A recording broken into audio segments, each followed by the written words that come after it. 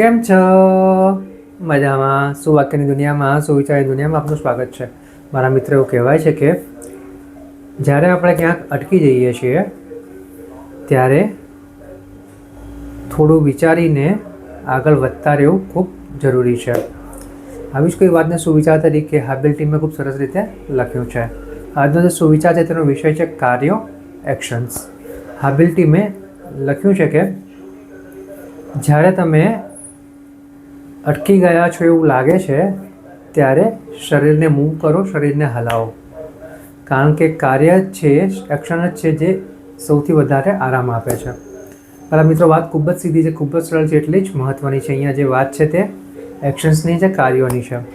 મારા મિત્રો, આપણને ખબર છે, જાણીએ છીએ અને અનુભવીએ છીએ પણ ખરા કે જ્યારે આપણે કશું કરવાનો પ્રયાસ કરીએ છીએ અને આપણે અટકી જઈએ છીએ તો પછી આપણે થાકીને હારીને આગળ પ્રયાસ કરવાના છોડી દેતા હોઈએ છીએ. આપણામાંના મોટાભાગના સાથે આવું થતું હોય છે.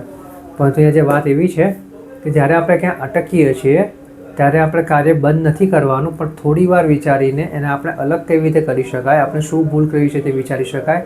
અને આ બધું કરવા માટે સતત કાર્ય કરતા રહેવું જરૂરી છે.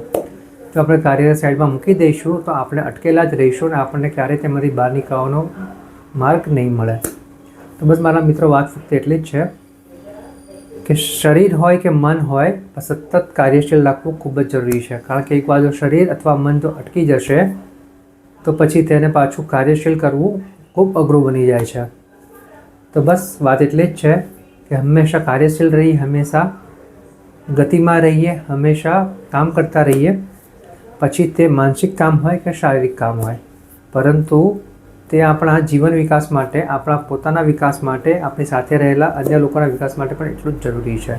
તો બસ મારા મિત્રો, આટલું શીખીએ, જાણીએ અને સતત કાર્યમાં રહીએ. જ્યારે આપણને લાગે અટક્યા છીએ ત્યારે થોડું થોભીને, થોડું વિચારીને તેની ઉપર કાર્ય કરીએ, એક્શન કરીએ અને કાર્યશીલ રહીએ. જો આટલું કરી શકીએ તો ચોક્કસ જ આપણા પર જીવનના લક્ષ્ય જે સારા અને સાચા બનાવે છે ત્યાં સુધી આપણે સારા અને સાચા રસ્તે ખુશીથી, શાંતિપૂર્વક પહોંચી શકીશું. બસ આટલું કરીએ અને આગળ વધતા રહીએ. Thank you.